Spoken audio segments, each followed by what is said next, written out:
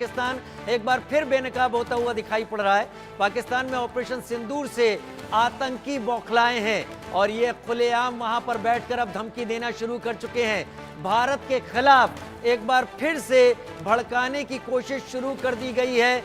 आतंकी ने भारत और हिंदुओं के खिलाफ एक बार फिर जहर उगलना पाकिस्तान में शुरू कर दिया है।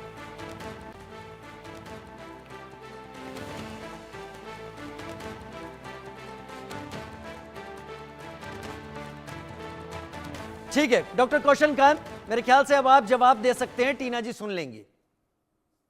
मैं उम्मीद करता हूं टीना जी सुनेंगी। टीना जी, जब ये लड़ाई शुरू भी नहीं हुई थी, आतंक पे पहला प्रहार हुआ था, तो आपके सर मैं माफी चाहूंगा, आर्मी के डिफेंस के लोग बैठे हुए हैं, सब्जेक्ट चेंज किया है तो मुझे जवाब देना पड़ रहा है। अदरवाइज ये फोरम मुझे नहीं लगता कि पॉलिटिकल जवाब के लिए उचित है, पर फिर भी मेरी मजबूरी है। ये मैंने अपने पार्टी का ऑफिशियल पक्ष रखा और हमने, मोदी जी ने भी कहा है कि वो डिफेंस के मामले में, रक्षा के मामले में और इस पाकिस्तान सिंदूर, ऑपरेशन सिंदूर में वो जो आर्मी का फैसला होगा, जो डिफेंस एक्सपर्ट का फैसला होगा, वो फॉलो करेंगे और हम वो फॉलो कर रहे हैं।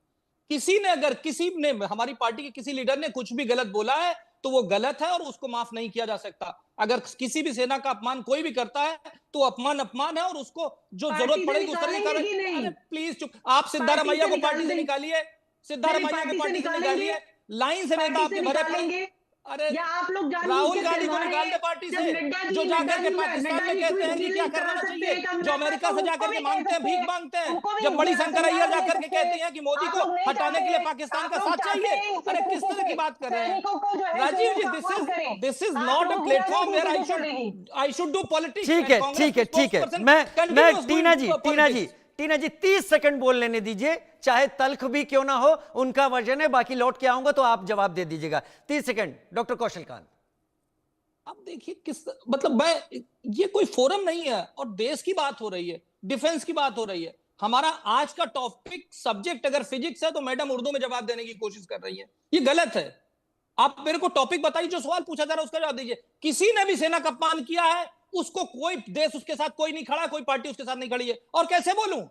सिद्धारमैया जो आपके चीफ मिनिस्टर, उन्होंने क्या कहा था? आपके नेता कहते थे कि हिंदू आतंकवादियों के पास इतना टाइम नहीं होता कोई धर्म देखें, आतंकियों के पास इतना टाइम नहीं होता कोई पैंट उतार के चेक करें। सारी चीजें फैक्ट हैं। उसके बाद भी जिस तरीके से पूरा विश्व डिप्लोमेटिकली आज भारत के साथ खड़ा हुआ है, जिस तरीके से सारी दुनिया के एक्सपर्ट भारत की सेना की तारीफ कर रहे हैं, आप कहां पर पॉलिटिक्स कर रहे हैं मैडम? पॉलिटिक्स से आगे बढ़िए, आज देश की बात है। सेकंड हो गए पूरे।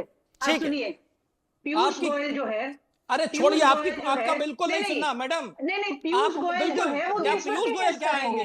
राहुल गांधी क्या करते थे? जीप घोटाला आप करते हैं, बेवकूफ घोटाला आप करते हैं, आर्मी वालों को। डॉक्टर ठीक है डॉक्टर कौशल कांत, ठीक है इतना आर्ग्यूमेंट ठीक नहीं। एसके सूद साहब का मैं रुक कर रहा हूं, मैं इस बहस को और ज्यादा नहीं ले जाऊंगा। S K Sood, both of you S K Sood ADG BSF मेरे साथ इस वक्त जुड़े हुए हैं। Let us talk some sense. Both of you kindly control, please control. Sir, both of you political leaders, sir, it is not kindly good. control. It is not good. Let the debate what is continue happening? properly. Okay मैं farmer ADG BSF उनका रुख करूंगा। इसके सूद साहब, आपका connection टूट गया था, आप अपना जवाब पूरा करें। जी राजीव जी, तो मैं मेरे को माफ कीजिए प्लीज। नहीं मैं चाहूंगा major general group captain Augustin, please be with us, please be with us. S K Sood साहब जी, तो मेरा ये सोचना है कि हमें अपने दुश्मन को कभी अंडर एस्टिमेट नहीं करना चाहिए, नंबर 1। नंबर 2, मैं इस फर्म बिलीफ का हूं कि पाकिस्तान 1947 से लेकर अभी तक टेररिज्म हमारे यहाँ स्पॉन्सर कर रहा है, इसमें कोई शक नहीं है। और मुझे इसमें भी कोई शक नहीं है कि पहलगाम की इंसिडेंट में भी उनका बहुत बड़ा हाथ होगा। और हमारी फौजों को बहुत बधाई कि उन्होंने इस तरह से कोऑर्डिनेटेड एफर्ट करके पाकिस्तान के ठिकानों पर उनको बर्बाद किया, और इसमें इंटेलिजेंस का भी बहुत बड़ा हाथ है। परंतु ये जो इंटेलिजेंस है, फॉरवर्ड इंटेलिजेंस के साथ साथ हमें इनवर्ड इंटेलिजेंस भी चाहिए कि हम पहलगाम जैसी, पाकिस्तान तो बदमाश है ही है, परंतु हमारे यहाँ ये घटनाएं हो क्यों रही हैं? हमने जब पुलवामा के बाद बालाकोट किया था, तभी भी हमने सोचा था कि हमने पाकिस्तान के टेररिस्ट इंफ्रास्ट्रक्चर को खत्म कर दिया। उससे पहले उड़ी किया था, तभी भी हमने ये सबक। तो एक एस्पेक्ट ये है। दूसरा एस्पेक्ट जो आप कह रहे थे सीमा सुरक्षा बल का, तो बीएसएफ बॉर्डर्स पे है और बॉर्डर्स पे ये मग लो दोनों। खास तौर पे जम्मू ऑनवर्ड ऊपर नॉर्दर्न एरिया में हम हमेशा से फायरिंग के नीचे, अट्रीशन के नीचे काम करते हैं। हमें अपना बॉर्डर मैनेजमेंट करना पड़ता है। बीच में कहीं डिस्टर्बेंस आ रही है, मेरे से बात हो नहीं पा रही है।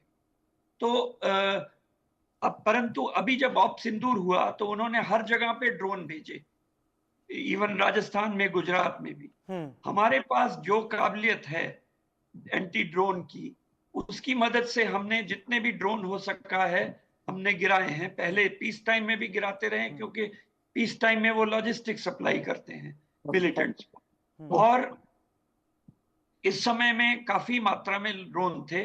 तो मेरा ये सोचना है कि इस कोऑर्डिनेटेड एफर्ट में बीएसएफ को भी शामिल करने के साथ साथ हमारे पास एक नई टेक्नोलॉजी हमें प्राप्त देनी चाहिए, बीएसएफ को के पास होनी चाहिए, जिससे हम ड्रोन को टैकल कर सकें। हमारे पास कुछ पैसिव और एक्टिव टेक्नोलॉजीज हैं जिससे हम इनको टैकल कर रहे हैं, परंतु वो बहुत नहीं है। इस तरह की जो पूरे फ्रंटेज में ऑलमोस्ट 3000 किलोमीटर के फ्रंटेज में जब लड़ाई हो रही है, तो इतनी टेक्नोलॉजी हमारे पास नहीं है।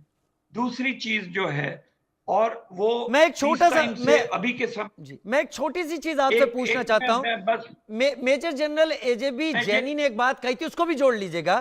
क्या हम कोई गोल्डन अपॉर्चुनिटी इस दौरान मिस कर गए सर? ये मैं बता दूंगा आपको। पहले मैं एक चीज जो और बीएसएफ के रोल के बारे में बताना चाहता था कि बीएसएफ का रोल सीमा पर बॉर्डर क्राइम्स को रोकने के अलावा इन्फिल्ट्रेशन भी रोकना है। और इसमें हम कितने इफेक्टिव हैं, इसका अंदाजा इस बात से लगाया जा सकता है कि अभी 2-3 दिन पहले ही हमने सांबा के सेक्टर में 7 इन्फिल्ट्रेटर को मार। तो बीएसएफ हमेशा अलर्ट है। कमी सिर्फ इस चीज की है कि हमें और टेक्नोलॉजी मिल जाए, तो जिससे हमारे मैन पावर के ऊपर जो असर पड़ता है ठीक है सर। बीएसएफ को नई टेक्नोलॉजी की जरूरत है, जो कि उसके फर्स्ट लाइन ऑफ डिफेंस के जो रोल है उसको और बेहतर